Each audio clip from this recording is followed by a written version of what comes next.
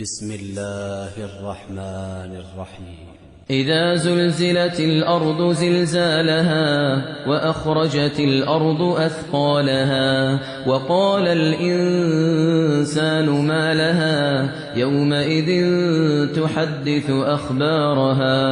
تحدث أخبارها بأن ربك أوحى لها يومئذ يصدر الناس أشتاتا ليروا أعمالهم فمن يعمل مثقال ذرة خيرا يره ومن يعمل مثقال ذرة شرا يره.